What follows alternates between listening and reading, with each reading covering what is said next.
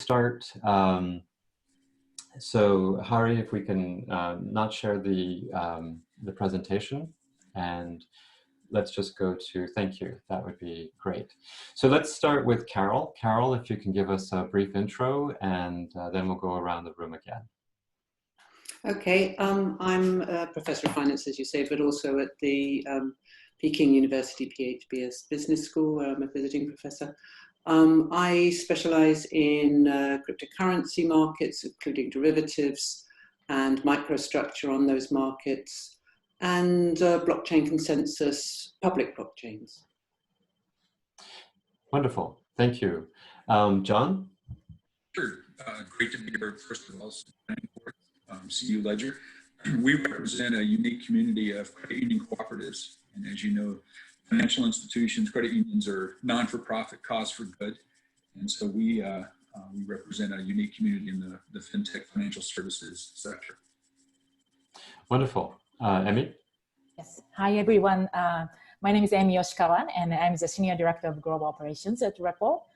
Ripple is a global blockchain company based in San Francisco, and we deliver decentralized network global payments for financial institutions. In my role, I focus on particularly on the Asian markets, especially Japan and Korea. We have a joint venture with SBI Holdings in Japan, and we are really accelerating our network through the partnership. Thanks, Emmy. Sindhu? Yeah, I'm Dr. Sindhu Bhaskar, and I'm the founder and co-chairman of EST Global. We are based at Cambridge Innovation Center, MIT Boston. We are in the area of creation of digital banking for development, which we call composite banking. And we have different verticals are working in India. Now we are launching the neobank BranchX in India with agency agreement with ICICI. We have also created the agency agreement with EcoBank, and we are launching in Africa. And we have our own licenses in Latin America. So we are creating the whole digital banking with blockchain to impact the economy and society. Wonderful. Thank you, Sindhu. And Loretta, if you can. Loretta is based in Mauritius, by the way, Yes. which is in Africa. So good evening, everybody. Yes, I'm Loretta Joseph. I'm Australian, but I live in Mauritius. I'm the Senior FinTech Advisor to the Financial Services Commission of Mauritius. Over the last part of my life, which took us up to 2015, I'd spent 25 years of my life being a derivatives trader. So I understand traditional markets very well. I got into the blockchain and crypto space in 2014. I've been writing regulation and laws around regulation for blockchain and digital assets ever since. I was one of the first people to ever craft a legislation in Bermuda in 2017. I work across a number of central banks. I'm an advisor at AMPLIFIF, at the OECD, at the OSCE. I think I have 19 central banks that I advise at the moment, and quite a number of governments in giving them a good pathway to figure out how we regulate this new space. Thank you, Loretta, and thank you all. As you can see, we have just a tremendous amount of brain power and experience, expertise, and all of the members of our industry panel are on the front lines. So I thought we would start out with some pretty heavy-hitting questions because, you know, here at TIECon, we really want to deal with the top issues, and we want to understand from the experts what is happening so that we can prepare better for the future. So I'd like to ask each of you, you know, what do you see as the most pressing problem to solve in FinTech? And what's the solution? So don't just give us the problem, give us the solution too. Loretta, why don't we start with you first? So FinTech, I guess, is a much broader topic, financial technology, which brings in efficiencies into legacy systems that we've all been using for a number of years. Though some of them in the crypto space may say to you that FinTech and crypto are not one and the same, I think we probably need to rule them into the same bucket. From my position, what I sit as a global a person that runs around the globe talking to different governments and regulators, the biggest problem we have is non-unified regulations, in some places none, no standards, which are obviously developing. but and also a brand new technology which is not understood by many of the people that are regulating it or wanting to regulate it. So for me, it's regulation and education to bring those two together and to sort of, I guess, see where we're looking now for fintech in the next generations from what we've seen in the last century. So more regulation, and how do we solve that? What's the solution? Is it, I guess, more education, and how do we get that? Collaboration. Collaboration is the new survival.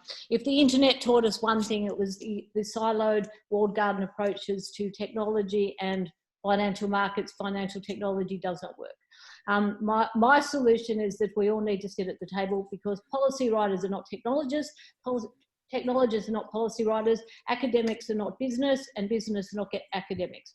So my view is that we all come together if we're going to rewrite the regulations and the laws of this brave new world going into fintech in the future, and all the other emerging technologies like AI and the Internet of Things, which will all actually collide at some point. We need to do it from the same side to make sure that it's responsible, it's collaborative, and it works.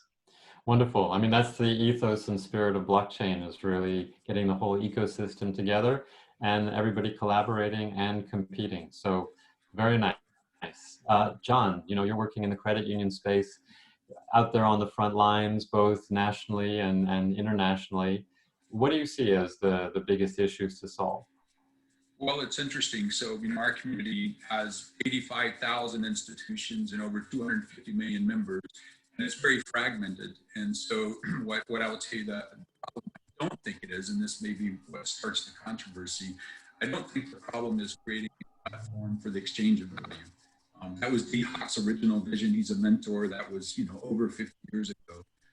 What I do see as the immediate problem is more in what I consider to be the privacy tech angle, in the sense that whatever digital exchange of value we have, the endpoint and having verification of that is the problem. So for me, the problem is more privacy. You see GDPR and some of the open technologies, all of us are tired of the breaches and so forth. So for me, it's the privacy angle. That's the immediate problem. In terms of how we're solving it, we are using distributed ledger and blockchain and decentralized identity to basically protect you. And so from my viewpoint, that is actually what we're looking for, solutions so that I have that verifiable, and that being offered for verifiable exchange, be it of data or value. Wonderful. That's very practical. Privacy around money and around our financial services. That makes a lot of sense. And then solving it with blockchain technologies and identity. Emmy, you're out there in Asia and on the front lines for many years. What would you say are the biggest issues? I think there is definitely a fundamental issue in the payments infrastructure today. And that is really constraining the further growth of many of the fintech companies, because payments are so core and fundamental to many of the fintech use cases. Sure. And today, do you know how much it would cost you to send $200 internationally?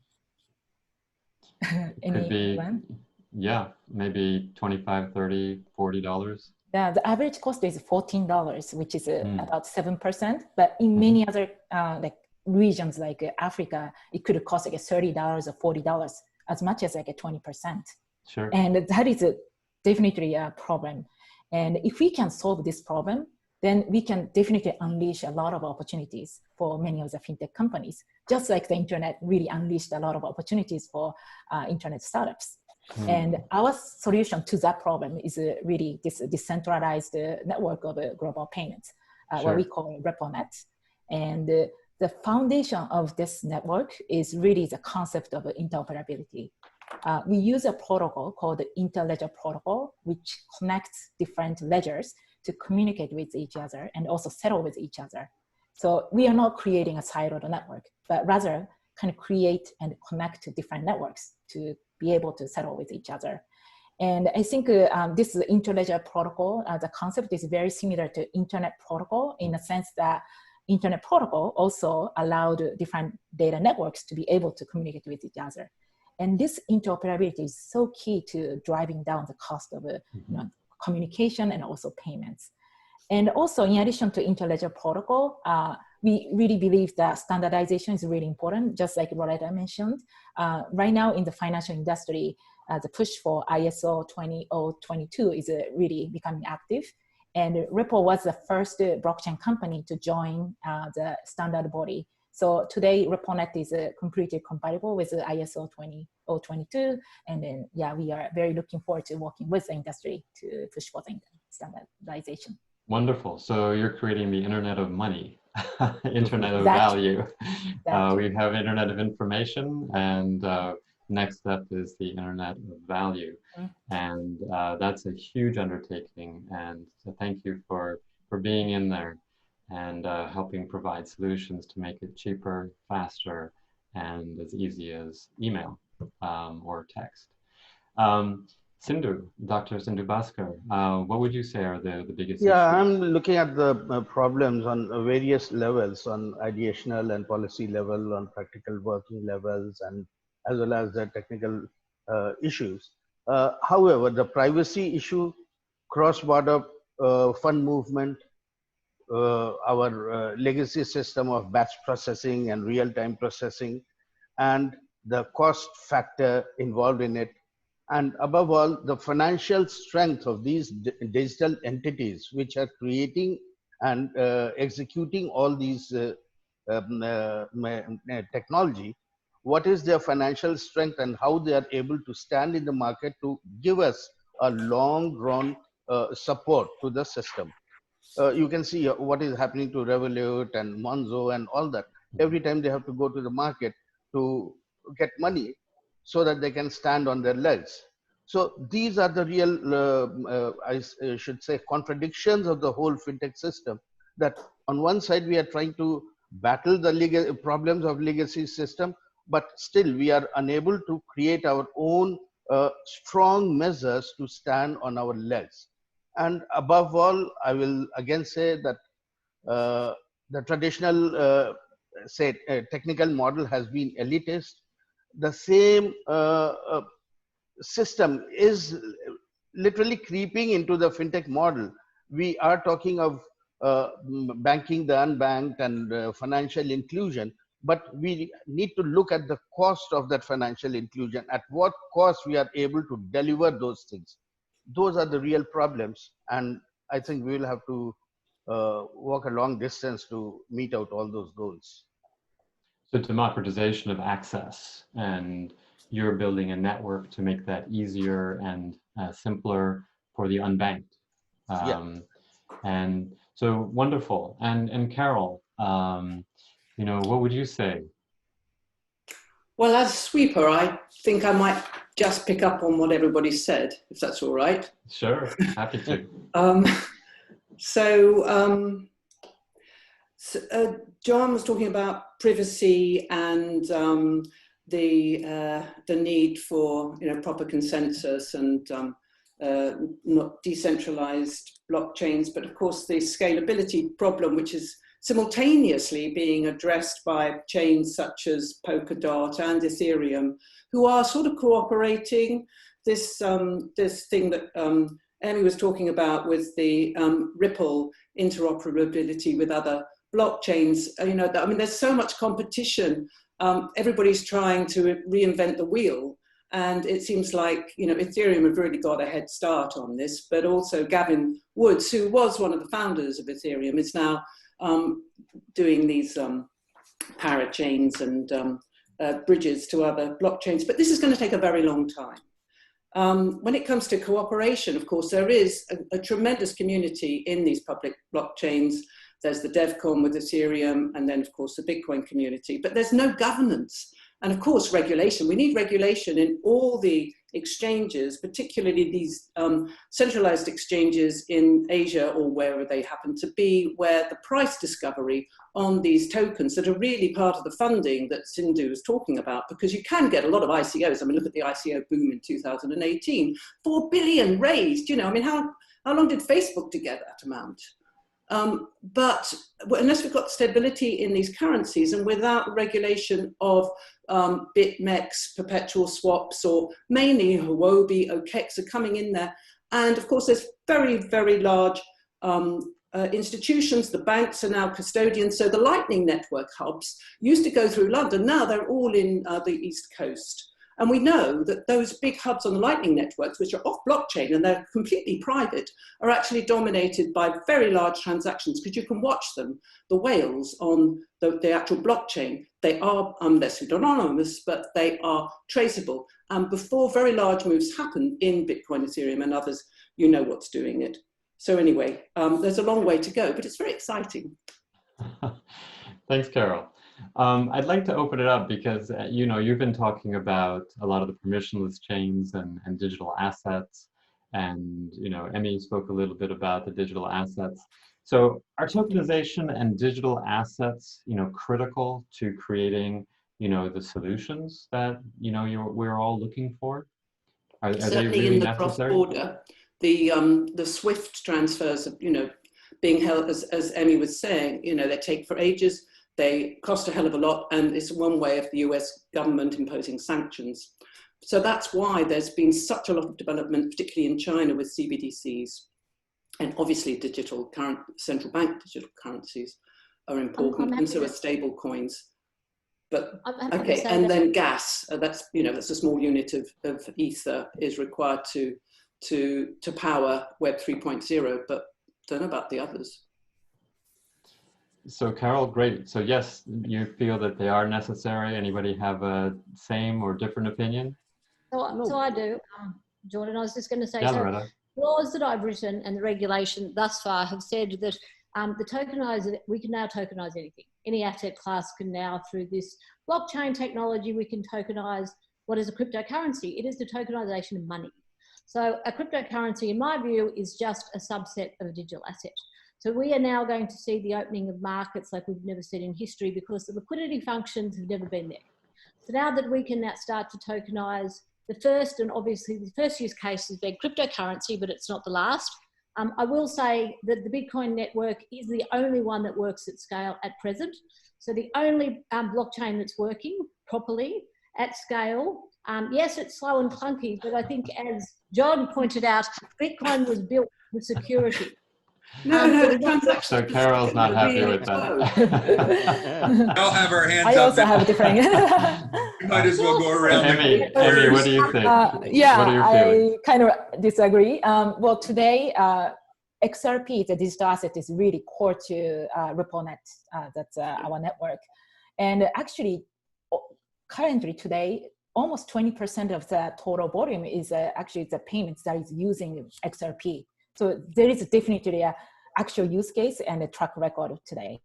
And as Jordan correctly mentioned, you know, when we talk about Internet of Value, I think there are two building blocks. One is the interoperable standardized infrastructure.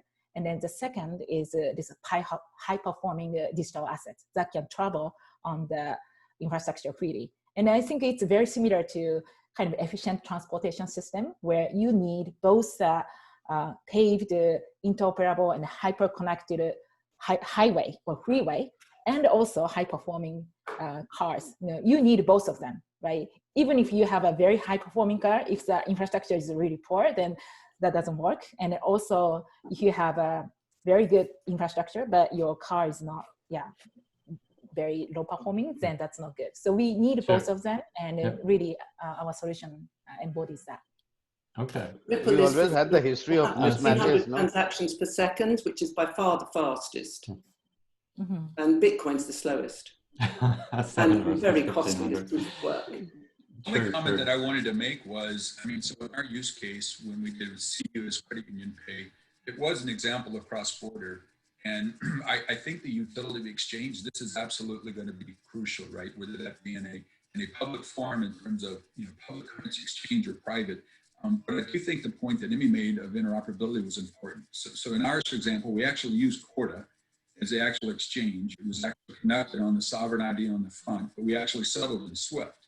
And so the interoperability for that, based on the use case and purpose, I think is important. Scale, obviously important, but I do think we can all agree digital currency is going to be an imperative. We are in a digital world. So I would agree for Emmy, but maybe for a little different reasons. And I do agree with Carol in terms of scale, and there's certainly arguments in terms of how fast do you need and at what scale? But my answer would be yes. And Sindhu, you know, do you feel that we need digital assets as well? Yeah, we are in the realm of proof of concept and proof of each and everything. So gone are those days and years of 2008 and onwards when we had all the melting of all the assets and all, I should call it fake assets and rubbish assets being presented as the real assets. So with DLT and blockchain, wherein we are able to transfer values in a very quick time with proper record and immutable records, I think tokenization and digital assets have a great day, and they are here to stay because they are ultimately going to provide the real truth of the activity and the economic act. Right?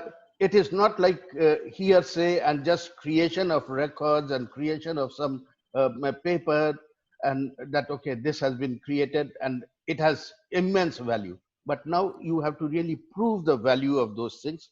So whenever you are tokenizing the asset, you are creating the real value and putting it on blockchain and DLT. You are able to actually transfer the real value to all the investors. So I think it is very much there to stay. Okay, And we need to so it looks move like with we that. have agreement, right? I mean, there may be some nuance, you know, some of you are talking about permissionless blockchains like Bitcoin or Ethereum, which tend to be, you know, slower in terms of throughput, but they currently have more scale. And so they are proving out the scalability issue. The permissioned blockchains have higher throughput, but they're currently smaller scale, right? Because they're mostly enterprises and they're not working with consumers. So, you know, you're probably going to get some type of hybridization over time, and maybe some new chains will come up. But let's look at this issue. Moreover, we have to have the safe custody rules also in place, because with all the digital assets and tokenization coming in, if you don't have the proper safe custody rules, then again, we are into a mess. So that's very critical. And so, yeah. you know, the next question I really wanted to ask, and, you know, Sindhu and then Loretta, feel free to jump in. It's really about the regulatory, you know, considerations. In order to make this all work, I mean, the reason that we haven't had digital assets at scale, really, I mean, all of us using them, is because there's no regulatory structure on a global basis, even on a regional or a local basis in most countries. So what do we need? What you're talking about safe, you know, safety, Sindhu. Can you give us a little bit more detail on that? Yeah, see, if you start analyzing it, earlier we had assets. We did not call it digital assets. We had really physical assets, and we had the custody facility for that, and we created safe custody receipts. You could take those receipts, take the possession of your article, you can visit, you can see what is the condition, whether it is rotting, whether it is okay. All those things were there. Bank lockers were there. So you could store your asset. Now digital assets we are creating, because now there is a mad rush.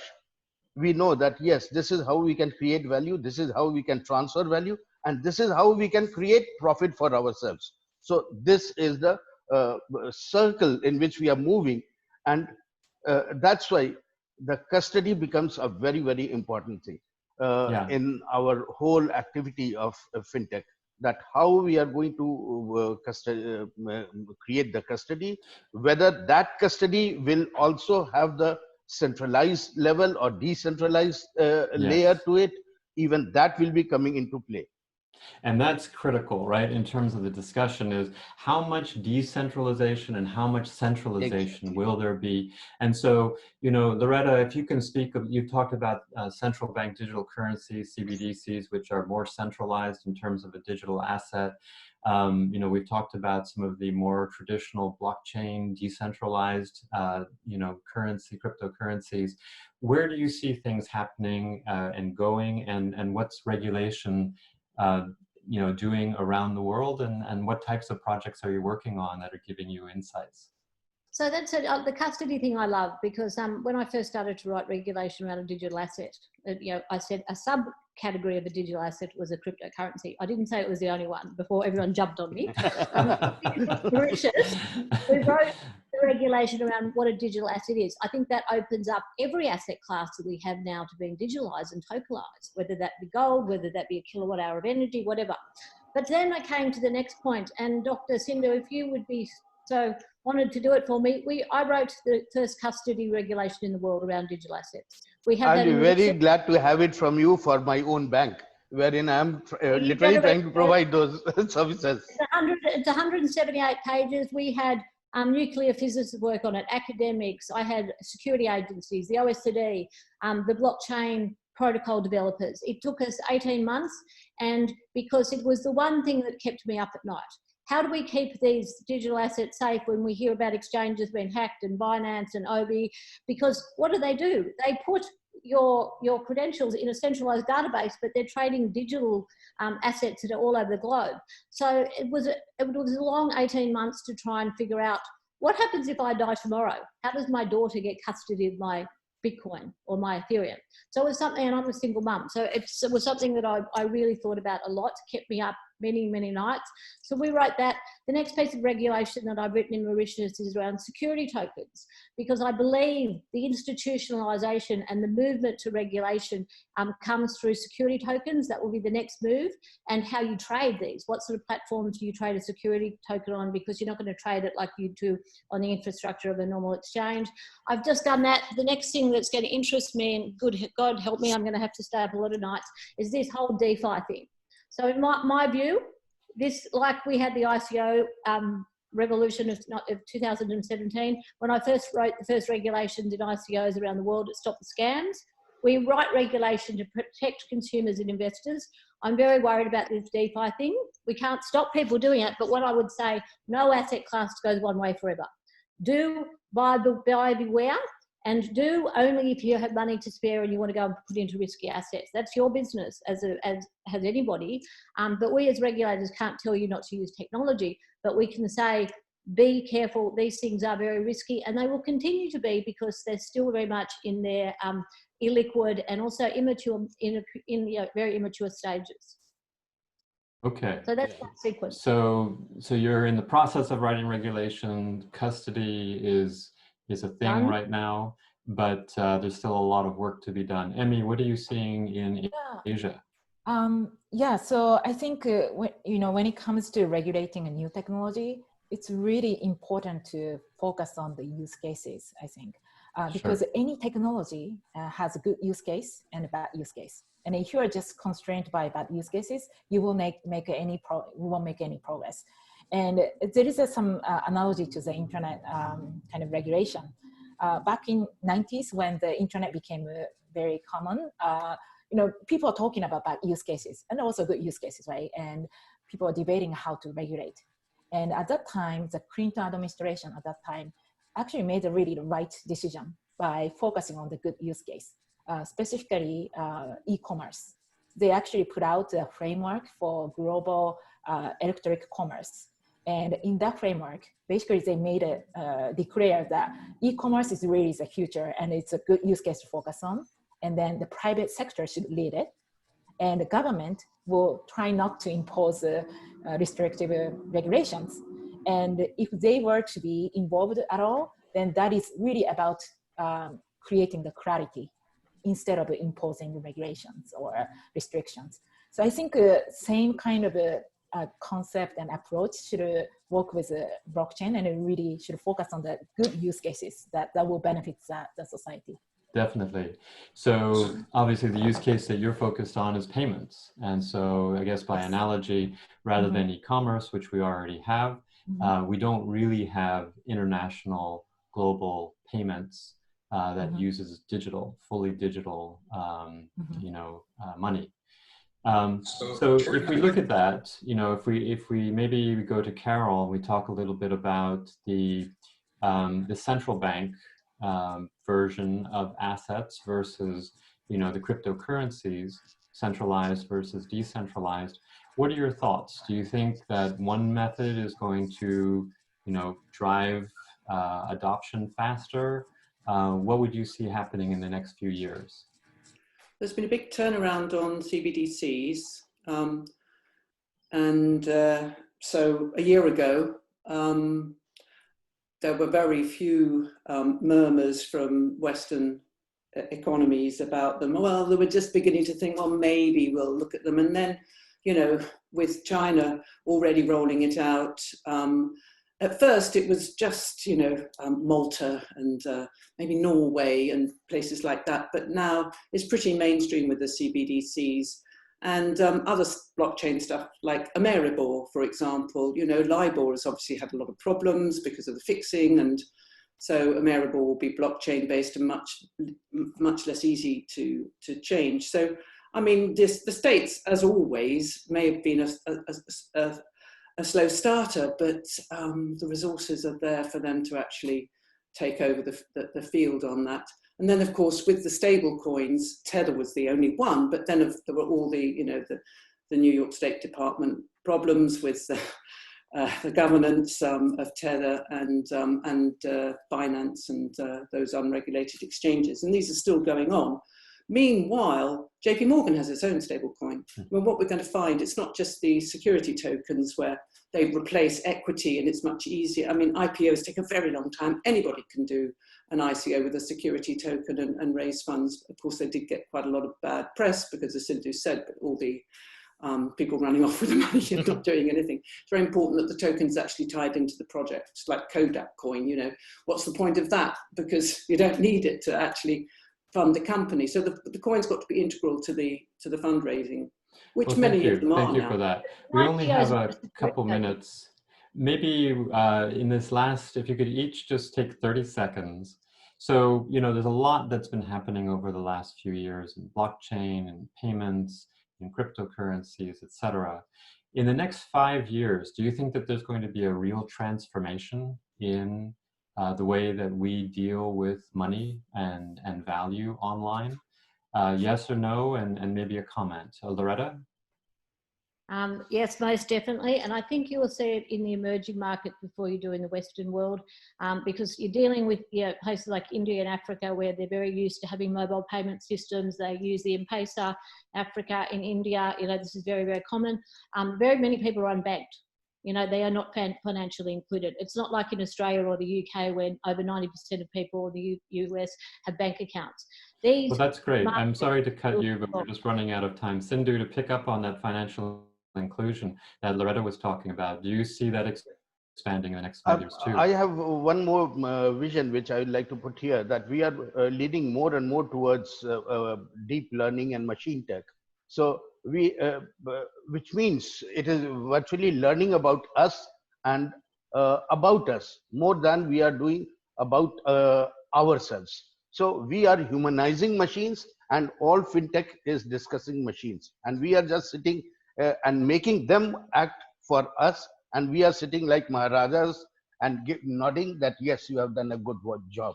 So well, wonderful. My last sentence will be AI and machine learning are going to become more important, and there will be a fundamental shift. So we are becoming slaves of machines, but still being very positive. We have many miles to go before we are fully digital and machine society.